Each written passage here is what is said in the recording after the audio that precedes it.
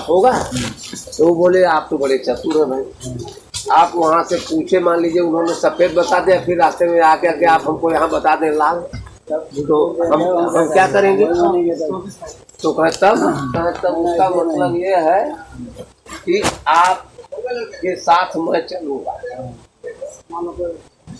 और प्रभु के मुंह से जो वाणी निकलेगी उसको मैं सही मान लूँगा।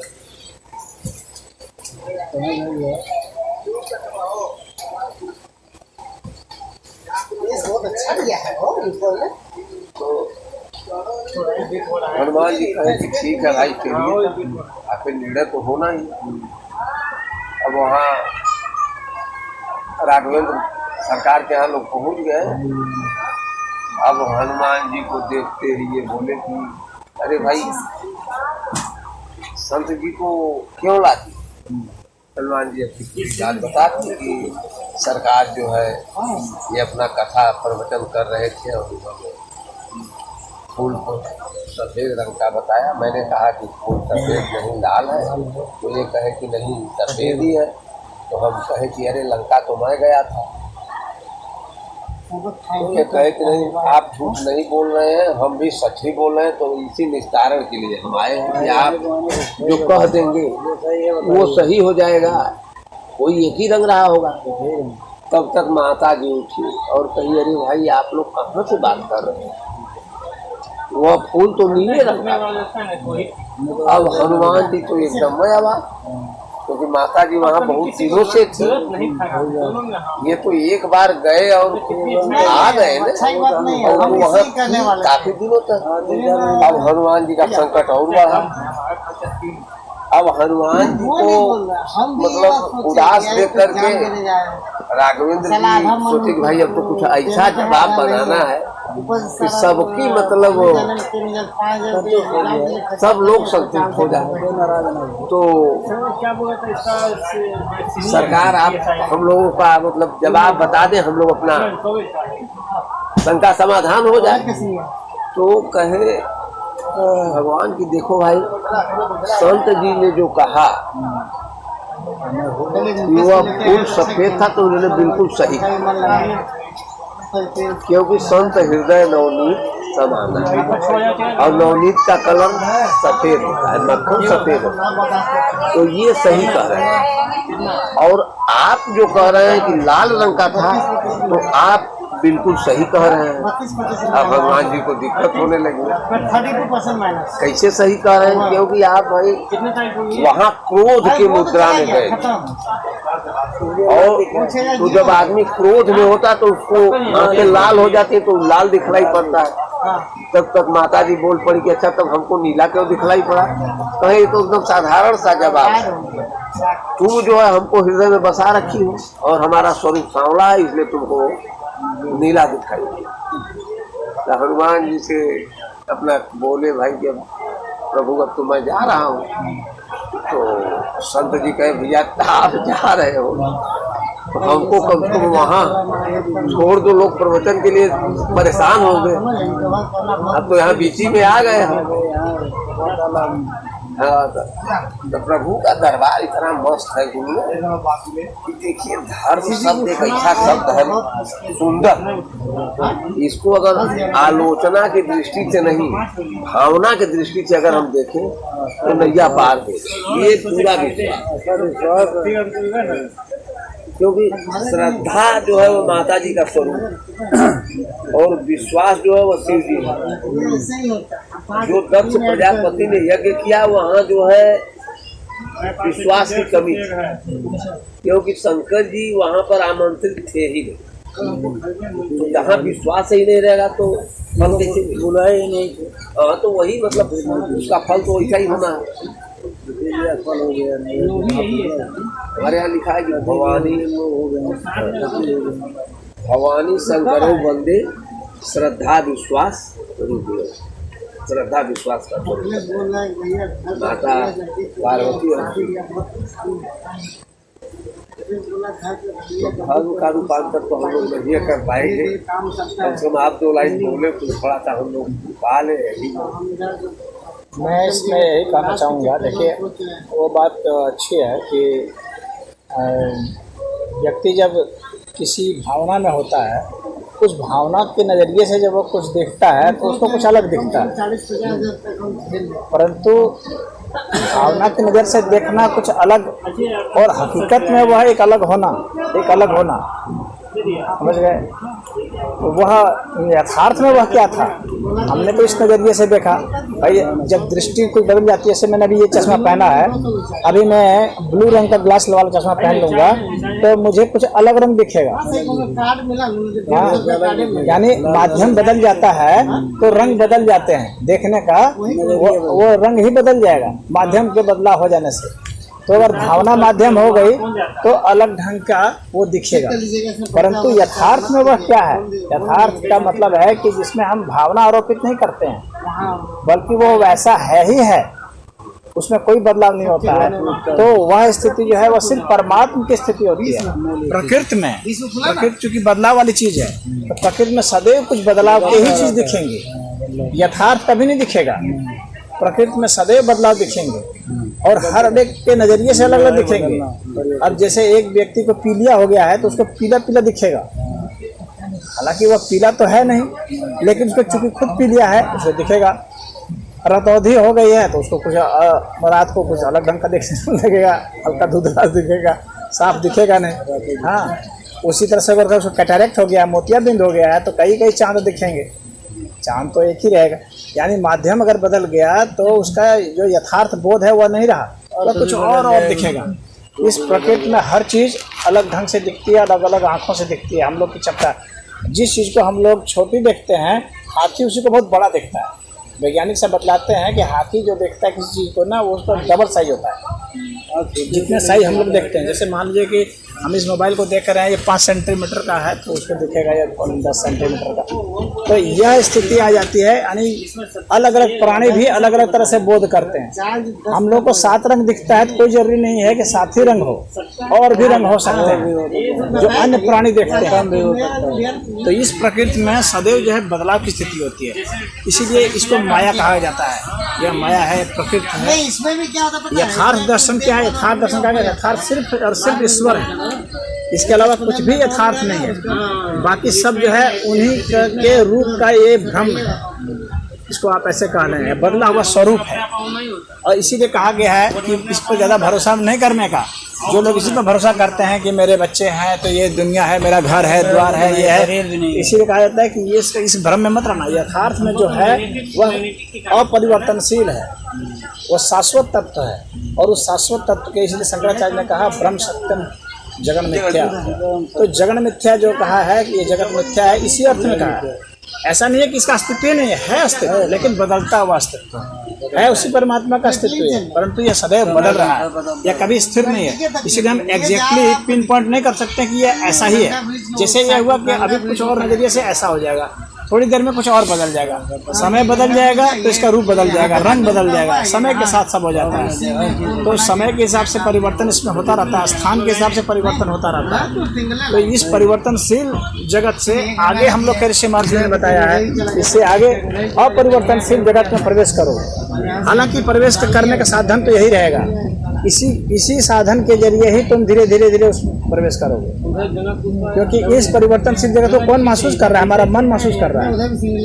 तो इस मन के जरिए ही हम उसमें प्रवेश कर जाएंगे। मन जो है एक मध्य का क्षेत्र है, जो परिवर्तनशील को भी महसूस करता है और अपरिवर्तनशील में भी प्रवेश कराता है। इसीलिए मन को ही माध्यम बनाया। इसलिए मनोयोग की बात भगवान कृष्ण ने गीता में बराबर कही है कि मन से जो है आप पहले इनको देख लें, जान लें, समझ जाएं कि इसमें परिवर्तनशील हो रहा है, अब यहाँ से आप हटें और उसके बाद मन को ही देखें, जो कि उसको आंकता है, जो जांचता है, हम उसी को ही देखें, यानी उपकरण को ही हम टेस्ट करें, और उपकरण के माध्यम से ही हम और प्रवेश कर जाएंगे अपरिवर्तनशील सत्ता में, जहाँ कोई बदलाव नहीं होता है। तो कैसे प्रवेश करेंगे? देखिए परिवर्तन कैसे होता है। कोई भी चीज़ आप देखेंगे इस अस्तित्व में जो भी है, तो उसकी एक सीमा होती है, रेखा होती है, यानी उसकी लंबाई होगी, चौड़ाई होगी, कुछ होगा, ठीक है। और कोई भी जो रेखा होती है ना, वो कई बिंदुओं के मिलन से होती है, यानी असंख्य बिंदुओं के मिलन से होती है। यानी कोई भी चीज़ जो जुड़ रही है, टूट रही है, बदल रही है, वो उन्हीं रेखाओं के माध्यम से बदलती, टूटती, जुड़ती है। और वे जो रेखाएं बिंदु के माध्यम से होते हैं, अगर हम बिंदु से सूक्ष्म तत्व में प्रवेश कर जाएं, यानी ध्यान हम उस बिंदु तत्व में लगाते हैं, सूक्ष्म में प्रवेश करते हैं, तो हम इस परिवर्तनशील जगत से छुटकारा पा सकते हैं। यानी जो सबसे सूक्ष्म से सूक्ष्म जो बिंदु आप कल्पना कर पाते हैं, आपको उधर उसमें से प्रवेश करना होगा और आप अपरिवर्तनशील सत्ता में प्रवेश करेंगे, जहाँ पर ये सब सारे देवी देवता सब गायब हो जाएंगे, क्योंकि देवी देवता भी और कुछ नहीं है, ये परिवर्तनशील जगत की ही सत्ता है। भूत प्रेत ये पिशाच विशाच जितने भी हैं, मानव और जितने प्राणी हैं, सब परिवर्तनशील जगत के सत्ता हैं। ये कभी थे कभी नहीं हैं, और कभी आज हैं तो कल नहीं रहेंगे। इसलिए इस सत्ता पर कोई यथार्थ नहीं माना गया है, परमार्थ सत्ता नहीं माना गया है, और इसीलिए कहा गया कि आप उसमें प्रवेश कीजिए। और उसके लिए क्या माध्यम है? कोई ध्यान योग माध्यम है, सांख्य योग माध्यम है और भक्ति योग माध्यम है। इन तीन के माध्यम से आप उसमें प्रवेश कर सकते हैं। सांख्य योग क्या है? सांख्य योग ज्ञान योग इसको कहते हैं। सांख्य योग को ज्ञान योग कहा जाता है। ज्ञान योग का मतलब हो गया कि पहले हम अपना मन बुद्धि से सब कुछ जांचें, परखें, और उसके बाद जो है ये अनुभूतियाँ कहाँ से होती है, जो अभी मैंने आपको बताया, वह ज्ञान योग की साधना थी। धीरे धीरे हम उसमें प्रवेश करेंगे और देखेंगे कि वह जो है कौन चीज़ ऐसी है जो बदलती नहीं है। जो जो चीज़ बदलती आती है उसको वो रिजेक्ट करता जाता है, और करते करते क्या होता है कि जो इस चीज़ को रिजेक्ट करने वाला है वहाँ तक वो पहुँचता है कि आखिर इसको रिजेक्ट कौन कर रहा था, नकार कौन रहा था, नेति नेति कौन कह रहा था। तो ये जो नेति नेति कहने वाला जो मन है, जो काफ़ी सूक्ष्म हो गया है, अब विवेक की स्थिति में चला गया है, विवेक से भी सूक्ष्म होकर के प्रज्ञा की स्थिति में गया है, अब वहाँ जो है नकार करने वाला जो है फल नकार दिया जाता है। तो नकार का जो नकार होता है ना, वो सकार हो जाता है। नेगेशन का नेगेशन जो है वो पोजीशन होता है। तो जब ये सारे नेगेटिव जब नकार दिए जाते हैं तो वह पॉजिटिव स्थिति हो जाती है। फिर जब नेगेटिव और पॉजिटिव दोनों स्थितियाँ नकार दी जाती हैं तो अंततः जो है अकथनीय स्थिति में प्रवेश होता है, जिसको कोई कथन से नहीं किया सकता है, क्योंकि कथन हम जो कहेंगे वो क्यों संसार में आ जाए। कथन संसार की चीज़ है। अभी हम लोग जो संवाद कर रहे हैं ये संसार की चीज़ है। जो भी शब्द हैं लिखे गए हैं, जो भी धर्म में बताए गए हैं, शास्त्र में बताए गए हैं, सब संसार की हैं। क्यों? क्योंकि वे सब लिखे गए हैं या बोले गए हैं। लेकिन जो लिखे नहीं जा सकते, बोले नहीं जा सकते, उसमें प्रवेश करना है। जो कहे नहीं जा सकते, जो सोचे नहीं जा सकते, यानी जो विचार नहीं है, दिल विचार में जाना है, तो योग माध्यम तो यही होगा। हाँ, तो वही माध्यम, तो वही बताया ना, माध्यम तो मन ही है। मन से और सूक्ष्म में चले जाएंगे तो विवेक है। यानी जैसे मान लीजिए मन इतना बड़ा है, उतने बड़े हिस्से का जो केंद्र बिंदु है, मन का जो केंद्र है ना, उसको विवेक कहा जाता है। और विवेक का जो केंद्र है उसको प्रज्ञा कहते हैं। और जो प्रज्ञा का भी जो केंद्र है उसको आत्म तत्व कहते हैं। तो आत्म तत्व सबका केंद्र है, उसका केंद्र कोई नहीं है, क्योंकि वह इतना सूक्ष्म है कि वह बिंदु से सूक्ष्म हो चुका है। और इसीलिए वह क्या है कि वह सब जगह विद्यमान है, उसकी विद्यमानता हर जगह है। जो एक ही स्थान पर रहे, किसी फिक्स स्थान पर रहे, इसका मतलब है वह वास्तविक तत्व तो नहीं है। जो सभी जगह विद्यमान है, हर समय विद्यमान है, जिसकी विद्यमानता में कभी कभी कोई अभाव नहीं होता, चाहे प्रलय आ जाए, चाहे सृष्टि हो जाए, उसकी स्थिति बनी रहने लगती है। वही जो है परमार्थ की स्थिति है, और उसी को कहा गया है परमात्म तत्व।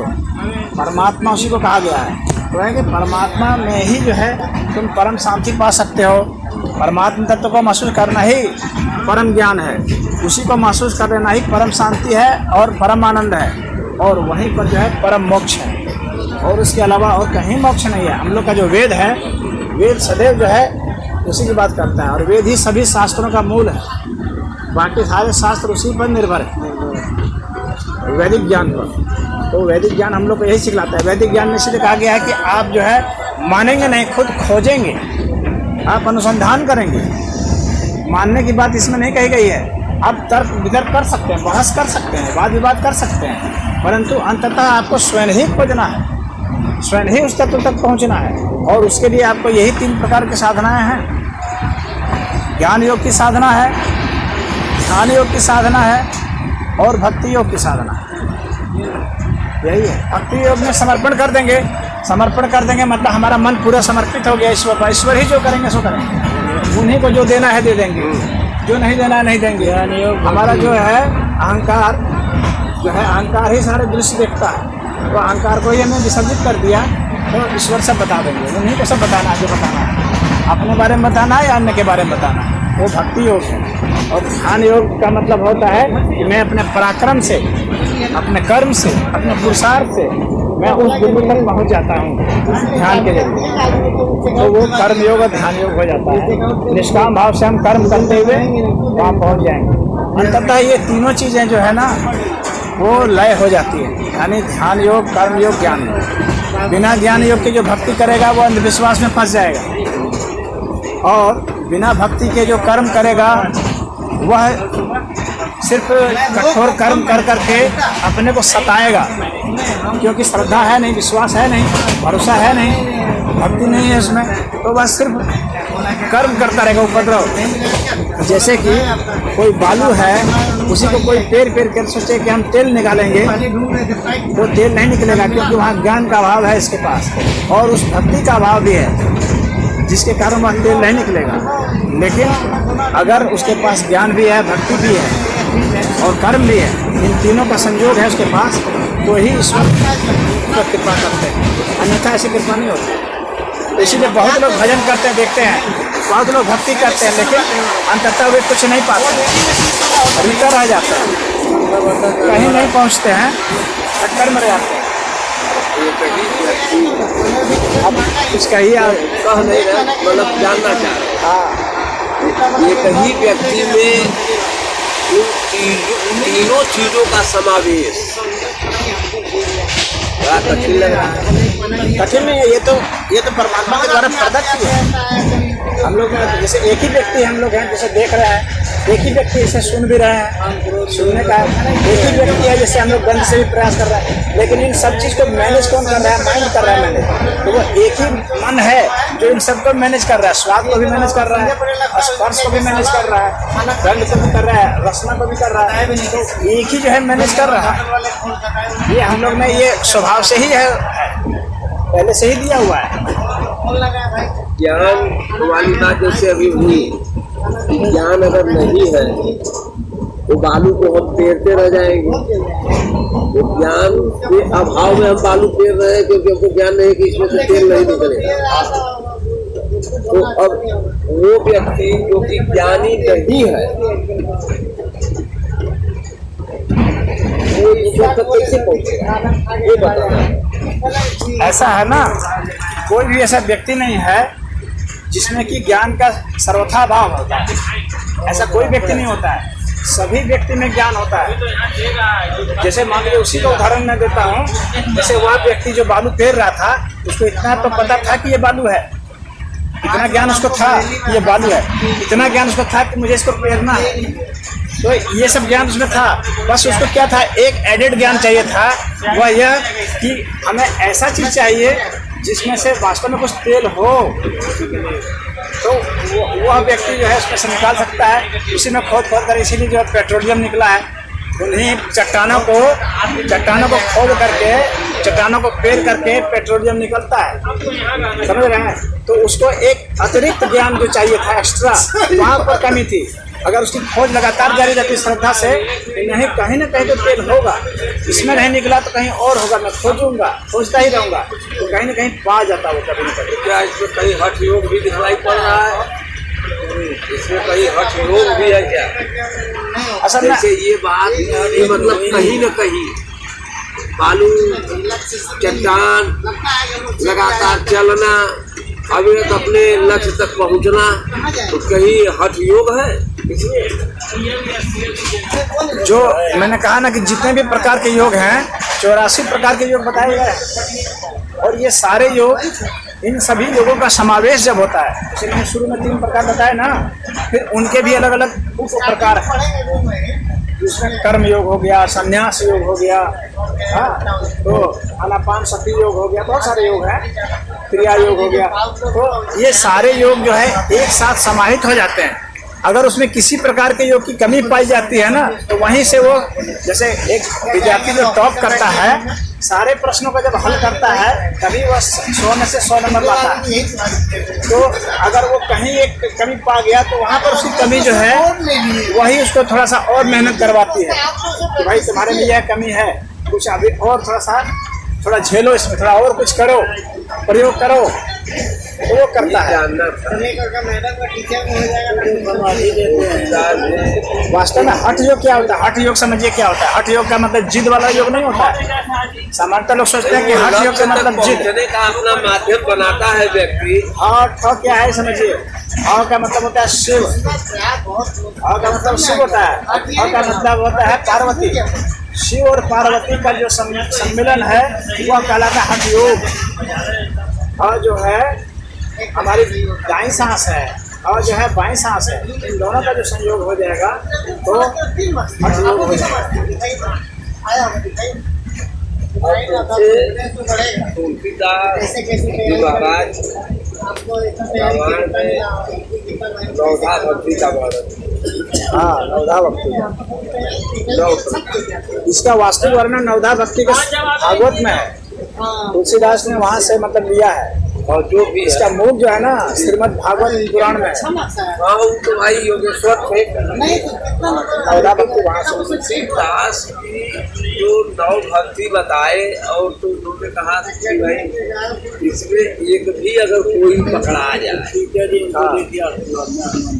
तो बाकी पकड़ा जाता है। सही कहा उन्होंने, गलत नहीं कहा। तो सही तो कही, हाँ, लेकिन पकड़ा जाए तब तो। और पकड़ाया जाए नहीं, पकड़ाता ही है। ऐसा इस दुनिया में कोई भी ऐसा प्राणी नहीं है जो इनमें से किसी एक में नहीं है। ऐसा एक भी प्राणी नहीं है, कोई भी व्यक्ति ऐसा नहीं है जो कि उस पथ पर नहीं चल रहा है। जैसे कुछ न कुछ प्रसंग समझ के बात कर लिया तो विवाद मत समझ। हम विवाद नहीं कर रहे थोड़ा हैं। सा मतलब अब संतुष्टि मिले कि चाहिए कि मैंने हमारे कहा का भाव दे दिया। हम जानते हैं कि इतना आसानी से तो जब कुछ साधना करेंगे ना तभी आपको पता चलेगा। जैसे उदाहरण के लिए साधना हमको करना है, आपको एक मैं उदाहरण बताता हूँ छोटा सा। हम लोग कराते हैं ना, हजारों आदमियों को कराते हैं। हम लोग का विषय में अच्छा से पता है, इसलिए होता है। अगर हम किसी को कहेंगे तो साधना करो तो जाहिर सी बात है कि उसको कुछ एक योग होता है अष्टांग योग। महर्षि पतंजलि जी का योग होता है अष्टांग योग। तो अष्टांग योग में आसन आते हैं। कोई भी साधना करेगा तो किसी न किसी आसन पर बैठेगा ही, समझ गए। जैसे कि मान लीजिएगा अभी आप बैठे हैं उदाहरण के लिए, तो ये सुख आसन है जिसमें कि आप बैठे हुए हैं। कोई व्यक्ति ऐसे आसन में नहीं बैठ सकता जो कि पतंजलि के द्वारा निर्देशित कोई आसन ना हो, चाहे वो आसन को मानता हो या ना मानता हो। उदाहरण के लिए मुसलमान लोग आसन नहीं मानते, लेकिन वो ऐसा किसी भी पोजीशन पर नहीं बैठ सकते या खड़े नहीं हो सकते या लेट नहीं सकते जो कि कोई आसन ना हो। आसन में तो जाना ही जाना होगा, वो उसको माने या ना माने। समझ रहे हैं बात को? तो अब कोई आसन में वो बैठेगा, बैठना ही पड़ेगा उसको। जैसे मान लीजिए पद्मासन में बैठ गया या सुखासन या वज्रासन सिद्धासन किसी में बैठ। अब उसके बाद जो है वह मान लीजिए कि उसको किसी गुरु ने कह दिया मंत्र जपना उदाहरण के लिए, तो वह मंत्र जपेगा। मंत्र जपेगा का मतलब क्या हो गया? मन से जपेगा, मन शामिल हो गया अपने आप ही, तो वह मनोयोग हो गया, मन का योग हो गया। अब वो मंत्र जपेगा तो वहाँ पर ध्वनि आ गई, क्योंकि मंत्र में ध्वनि का प्रयोग होता है। हाँ, तो वो मंत्र योग हो जाएगा। तो एक मनोयोग हुआ, एक मंत्र योग भी हो गया साथ में। अब कोई भी मंत्र जो होता है उसका एक डिजाइन भी होता है। तो कोई भी लेटर ऐसा नहीं होता है जिसका कोई डिजाइन नहीं हो, कोई भी ऐसी ध्वनि नहीं होती है जिसका कोई पैटर्न नहीं हो। तो जैसे ही पैटर्न होगा वो यंत्र योग हो जाएगा। यानी आप कुछ भी बोलते हैं तो उसका एक यंत्र बन जाता है, यंत्र योग हो जाएगा। तो मंत्र योग भी हो गया, यंत्र योग भी हो गया, मनोयोग भी हो गया, समझ रहे हैं, ध्वनि योग भी हो गया, बैठा तो अष्टांग योग भी हो गया। अब कोई भी जो मंत्र जपा जाता है वो श्वास प्रश्वास के जरिए जपा जाता है, श्वास प्रश्वास के जरिए जाता है, सांस के माध्यम से जपा जाता है कोई भी मंत्र होगा। तो जैसे ही वो जपना शुरू करेगा श्वास प्रश्वास से, तो अनापान सती योग अपने आप हो गया, ध्यान योग अपने आप ही हो गया, क्योंकि मंत्र जो है बिना ध्यान के आप बोल ही नहीं सकते, और उसको अपने सांस से जोड़ना है, बिना ध्यान के आप सांस कर ही नहीं सकते। तो वो जो है ध्यान योग हो गया। बात समझ रहे हैं? क्योंकि उसने संकल्प लिया है कि मैं इसको जपूंगा, तो संकल्प योग हो गया। अपने आप ही हो गया। और चूंकि वह जब ये जप रहा है तो अपनी दुनिया से कट गया है, अपने गृहस्थी से कट गया है, तो वह संन्यास योग हो गया, अपने आप ही हो गया, उसको वहाँ कुछ करना नहीं पड़ रहा है, अपने आप ही संन्यास योग हो गया उसका। जब तक वो हटा हुआ है तब तक वह संन्यास योग में है, बात समझ रहे हैं। और चूंकि वह इस कर्म को कर रहा है निष्काम भाव से, परमात्मा के लिए कर रहा है, तो वो कर्म योग हो गया, अपने आप ही हो गया। उसको अलग अलग एक ही साथ सारे जुटे हुए हैं, बात समझ रहे हैं ना आप, पॉइंट समझ गए ना जो मैं कहना चाह रहा हूँ, पॉइंट समझ गए ना। और चूंकि वह हर चीज़ ज्ञान से कर रहा है, उसने अपने गुरु से भी सीखा तो ज्ञान से सीखा, ये मंत्र जपना है ये ज्ञान है, मंत्र जपोगे तो तुम्हारा भला होगा ये भी ज्ञान है, और वो करने बैठ गया तो सब एक ज्ञान योग की प्रक्रिया है, तो ज्ञान योग भी अपने आप शामिल हो गया। तो ये सारे योग अपने आप शामिल हो जाते हैं। कहना है कि हम जितनी मतलब वो चल रहे हैं हम लोग, तो ये सत्संग कुछ दूर तक हम लोगों का चला, ठीक। तो इस पीरियड में हमारी जो विचारधाराएं या मनोभाव कुछ अलग है इस समय, है ना।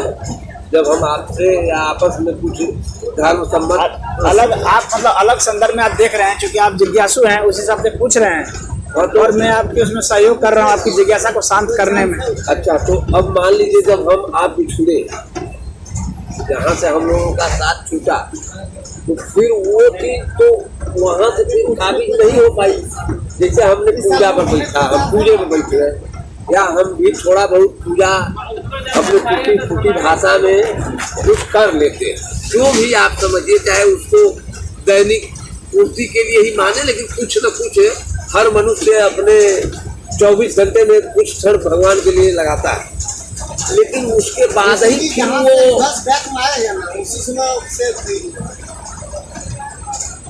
कहाँ चला जाता है। उसके बाद जो वह कर्म करता है, मतलब इसके निमित्त जो उसने कर्म किया, ईश्वर के निमित्त जो उसने कर्म किया और संसार के निमित्त जो कर्म किया, यही दो निमित्त से कर्म करता है ना वह, ईश्वर के निमित्त और संसार के निमित्त। संसार भी ईश्वर का ही फैलाव है, कोई और चीज नहीं है। बात समझने की कोशिश कीजिएगा, जो आप गृहस्थी में करते हैं वह भी ईश्वर का ही फैलाव है, वह भी ईश्वर की ही प्रक्रिया है, ईश्वर की ही लीला है वह। आप ईश्वर की लीला से कहीं हट के नहीं है। फर्क कितना है कि आप उसमें ईश्वर के साकार रूप को समझते हैं, ईश्वर के साकार रूप का अध्ययन करते हैं, उसको भोगते हैं, उसको पाते हैं। और जो परमात्मा के निमित्त आप करते हैं वह ईश्वर के निराकार रूप के लिए आप प्रयास करते हैं। बस इतनी सी बात है। वह साकार के लिए आप करते हैं ईश्वर के, और यह ईश्वर के निराकार स्वरूप के लिए करते हैं, और आप कुछ नहीं करते हैं। जिसको संसार कहा जा रहा है बार बार, संसार या प्रकृति, वह ईश्वर की ही अभिव्यक्ति है, वह साकार अभिव्यक्ति है। ईश्वर का कभी कहीं अभाव नहीं है। ये ट्रेन भी ईश्वर है, ईश्वर का कहीं भाग नहीं, आप भी ईश्वर है। ईश्वर के सिवाय कुछ है ही नहीं। लेकिन ईश्वर के उस परमात्मा स्वरूप को समझना जो निराकार है, उसी के लिए सारा प्रयास होता है। बाकी जो प्रयास होता है वो मानव खोज ही रहा है, वैज्ञानिक सब खोज रहे हैं, विचारक खोज रहे हैं, मिलेगा नहीं, वो खोजने से नहीं मिलेगा। विज्ञान की हम जहाँ तक अपना वो समझते हैं कि विज्ञान है ही नहीं। विज्ञान जो खोजता है ना, वो ये संसार की चीज खोजता है, संसार की चीज। हाँ, तो वो विज्ञान से परे है, और वह जो विज्ञान से जो परे है ना, वो परम विज्ञान है जी। उसको भी विज्ञान ही कहा जाता है, परम विज्ञान कहा जाता है उसको। विज्ञान से एक कोष आगे जाता है, आनंदमय कोष उसको कहते हैं वेद की भाषा में, उसको आनंदमय कोष कहा गया। और यह जो है, यह जो विज्ञान खोज रहा है, यह इस संसार का है, प्रकृति का है। लेकिन प्रकृति भी तो ईश्वर ही है, प्रकृति ईश्वर से परे नहीं है, प्रकृति ईश्वर ही है। विज्ञान तो यही करता है कि परमाणु बना दिया, वैज्ञानिक नहीं, परमाणु नहीं बना दिया, परमाणु तो है ही है, पहले से ही है, बना क्या दिया। ऐसा थोड़ी था कि परमाणु नहीं था पहले, परमाणु ही परमाणु है। परमाणु के तत्व तक वो पहुंच गया, उसका रहस्य जान गया, और उसका यूज जान गया, यूज प्रयोग, यूज तो जान गया वो, लेकिन उसकी वो रूप नहीं जान पाया। उसकी रूप वो परम शक्ति ही जानती। हाँ, तो ये जहाँ जाके समाप्त होता है हमको लगता है वहीं से वो शुरू होता है। उसके विषय का वो कुछ एक अक्षर भी नहीं जान सकता है विज्ञान, क्योंकि ये जो है हमको लगता है कि काल्पनिक यथार्थ है ही नहीं विज्ञान। जितनी सुख वैभव विलासिता या जो भी हम कह लें, जिसको मतलब हम रच रहे हैं, वो कहाँ से नैसर्गिक चीज को जिसको हमने बनाया और जिसको उसने बनाया। ये शरीर मान लीजिए हमको ईश्वर ने दिया, हमने असल में कुछ नहीं बनाया है। हम लोग का एक दूसरा वहम है कि हम लोग बनाए हैं। हम लोग कुछ नहीं बनाते हैं। हम लोग वास्तव में देखा जाए तो हम लोग कुछ नहीं, हम लोग भी परमात्मा के ही उसमें हैं। हम लोग परमात्मा ही है, जो कर रहे हैं परमात्मा ही कर रहे हैं, और कोई है ही नहीं परमात्मा के सिवा। तो हम लोग का एक, इसीलिए भगवान कृष्ण ने कहा है कि तुम करता नहीं हो, करता तो जो है मैं हूँ। हाँ, एको हम जितियो ना। समझे? उन्होंने कहा है कर्मण्येव अधिकारस्ते मा फलेषु कदाचन मा कर्म फल हेतुर्भुर्मा ते संगो अस्तु अकर्मणि।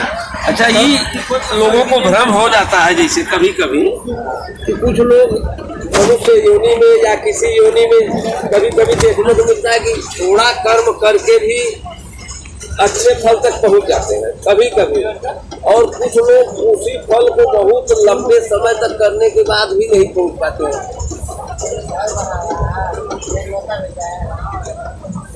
ऐसा है कि कर्म जो है और उसका जो फल है, कर्म और कर्म का फल कभी भी एक कारक से नहीं होता है। असंख्य कारक मिलते हैं तभी कोई घटना घटती है कर्म के रूप में। उसी तरह से कर्म फल के रूप में भी, क्योंकि कर्म का ही बदला स्वरूप कर्म फल है, उसी का एक दूसरा एंगल है। तो जिसको आप सोचते हैं कि उसने कम परिश्रम किया और कुछ पा लिया ऐसा लगता है, और किसी को उसी को पाने के लिए बहुत मेहनत करना पड़ा ऐसा लगता है।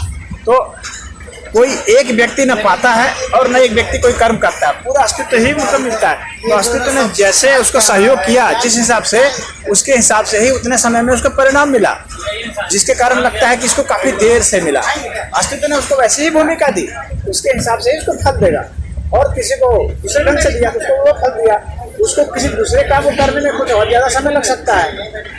जिसको पाने में, जिसको पानी पाने में हो सकता है 1 घंटा लगा, उसको खाना पाने में हो सकता है 4 घंटा लग जाए। जिसको खाना पाने में 1 घंटा लगा, उसको पानी पाने में 4 घंटा लग सकता है। इस तरह से होता है। किसी को बच्चा पाने में लग गया 4 बरस, 4 जन्म लग गया, और किसी को जल्दी से मिल गया, किसी को बैठा बैठाया मिल गया।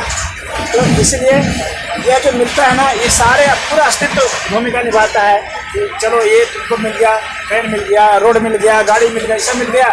तो वो कौन, भगवान ही सबको देते रहते हैं। और क्यों देते हैं? ताकि वह कुछ सीखे। सिर्फ सीखने के लिए सब कुछ मिलता है यहाँ, और सीखते चले जाएंगे और आप जो है विकास करते चले जाएंगे।